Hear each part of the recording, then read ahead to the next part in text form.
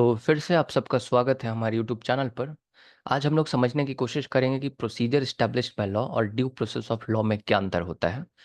तो हमारे यहाँ अगर हमारे कॉन्स्टिट्यूशन के आर्टिकल 21 को आप पढ़ेंगे तो आर्टिकल 21 में आपको प्रोसीजर एस्टैब्लिश्ड बाय लॉ के बारे में देखने को मिलेगा। ये जो प्रोसीजर एस्टैब्लिश्ड बाय लॉ की जो अवधारणा है, जो कॉन्सेप्ट है, ये हमने जापानीज कॉन्स्टिट्यूशन से ले रखा है। इसको आपको ध्यान में रखना है। वहीं हम लोग ड्यू प्रोसेस ऑफ लॉ की बात करें तो ड्यू प्रोसेस ऑफ लॉ जो है ये अमेरिकन कॉन्सेप्ट है। ये यूएसए से हमने बोरो किया है, वहीं से ये कॉन्सेप्ट आया था।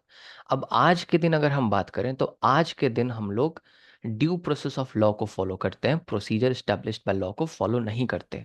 क्योंकि आपको पता है कि सुप्रीम कोर्ट जो है वह हाईएस्ट इंटरप्रेटर है, वह सुप्रीम इंटरप्रेटर है हमारे कॉन्स्टिट्यूशन का। तो हमारे सुप्रीम कोर्ट ने जो प्रोसीजर एस्टैब्लिश्ड बाय लॉ है उसको ड्यू प्रोसेस ऑफ लॉ की तरह इंटरप्रेट किया है मेनका गांधी केस में। मेनका गांधी केस में पीएन भागवती, ऑनरेबल जस्टिस पीएन भगवती का बहुत बड़ा योगदान रहा है इसमें। तो इसी दोनों चीज़ों को हम समझने की कोशिश करेंगे।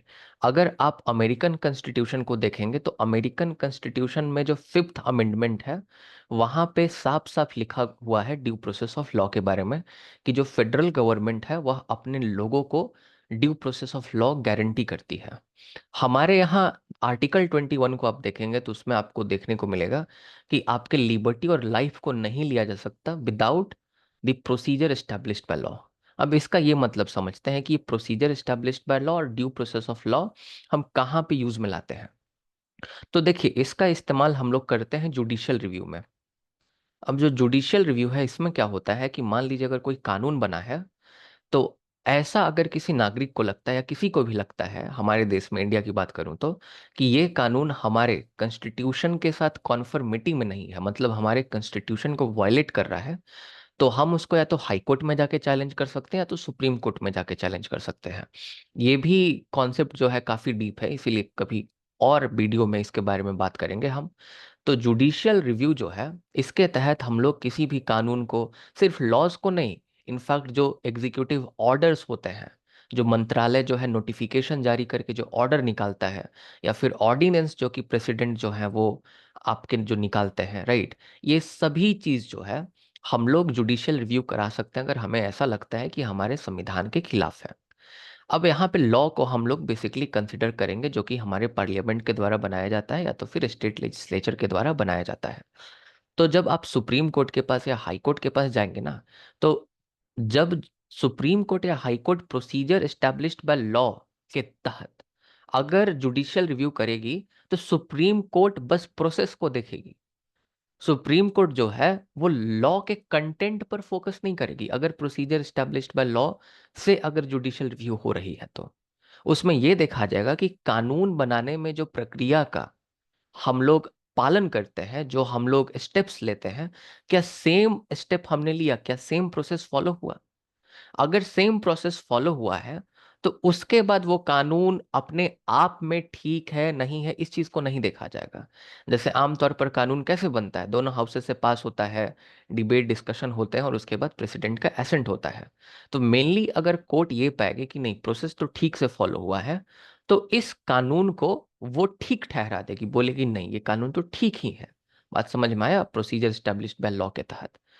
लेकिन कानून के कंटेंट को नहीं देखेगी कि कानून किसके बारे में था, कानून क्या था, right. So procedure established by law is just about the process, the procedure while making the law.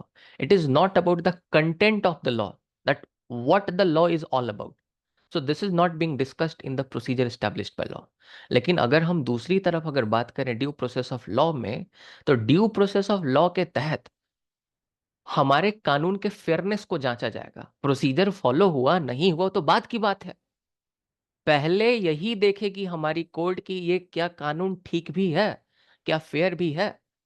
मान लीजिए कि पार्लियामेंट ने कानून बना दिया कि अगर कोई चोरी करेगा, कोई किसी का जो है पिक पॉकेटिंग करेगा, अगर वो पॉकेट मार बन जाएगा तो उसको फांसी की सजा होगी। तो सुप्रीम कोर्ट ये नहीं देखेगी कि ये जो कानून बना कि कोई पॉकेट मार बना तो उसको फांसी की सजा होगी, तो इसके लिए सही प्रोसेस फॉलो किया गया कि नहीं पार्लियामेंट के द्वारा। Supreme court due process of law के तहत कानून को ही सबसे पहले देखेगी, उसके कंटेंट को, उसके फेयरनेस को, कि पॉकेट मारने के गुनाह में फांसी किसको होती है। तो भाई तुम फांसी कैसे दे दोगे? तो ये अपने आप में लॉ अनजस्ट है। This law is not fair, not proportionate. अगर मैं क्राइम और पनिशमेंट की बात करूं तो दोनों प्रोपोर्शनेट होते हैं, तो यहां तो प्रोपोर्शनैलिटी है ही नहीं। तो ड्यू प्रोसेस ऑफ लॉ में सुप्रीम कोर्ट इसको शुरू में ही रद्द कर देगी। सुप्रीम कोर्ट ये नहीं देखने जाएगी कि दोनों हाउसेस से पास हुआ, प्रेसिडेंट का एसेंट हुआ क्या नहीं हुआ, इसे मतलब ही नहीं है ड्यू प्रोसेस ऑफ लॉ में। यहां हम लोग कानून के कंटेंट को देखते हैं, उसको देखकर हम विचार करते हैं कि ये कानून सच में ठीक भी है, फेयर है क्या। अगर फेयर नहीं है तो प्रोसेस फॉलो किए नहीं फॉलो किए, बात की बात है। इसी तरह से कोई भी आप एग्जांपल ले सकते हैं। मान लीजिए आपने किसी को एक चांटा मारा, और मान लीजिए कानून बना दिया कोर्ट ने कानून बना दिया कि 20 साल की सजा होगी। तो भाई अगर प्रोसीजर एस्टेब्लिश्ड बाय लॉ के तहत अगर कोर्ट फंक्शन करेंगी, तो अगर पार्लियामेंट ने कानून बनाया कि नहीं एक चांटे पर 20 साल की सजा होगी, तो ठीक है, वो कानून तो ठीक है अगर प्रोसेस को फॉलो किया गया तो। तब प्रोसीजर एस्टेब्लिश्ड बाय लॉ के तहत उसको रद्द नहीं किया जाएगा कोर्ट्स के द्वारा। लेकिन ड्यू प्रोसेस ऑफ लॉ तो प्रोसेस देखता ही नहीं ना, प्रोसेस तो बात की चीज है। प्रोसेस भी देखता है, पर प्रोसेस तो बात की चीज है। पहले तो लॉ के कंटेंट को देखेगा, उसके फेयरनेस को देखेगा कि ये लॉ अपने आप में फेयर है भी कि नहीं है। एक चांटे की सजा 20 साल होती है क्या? तो इस कानून को रद्द कर दिया जाएगा। तो यही आपको प्रोसीजर एस्टेब्लिश्ड बाय लॉ और ड्यू प्रोसेस ऑफ लॉ में डिफरेंस होता है। In procedure established by law, when courts are going through the process of judicial review, the courts are focusing upon the process, the procedure which is to be followed while making the law, while the legislation process in the parliament or in the state legislature. On the other hand, talking about the due process of law, the judicial review which is done through the due process of law is taking the process secondary. The primary thing in due process of law is the content of the law, the fairness of the law, how proportionate is the law. Process and procedure which is being followed or not, that comes later. First of all, the judiciary is going to check that how proportionate, how fair the content of law is. सो ये कुल मिला के बात है। I hope आपको समझ में आया होगा।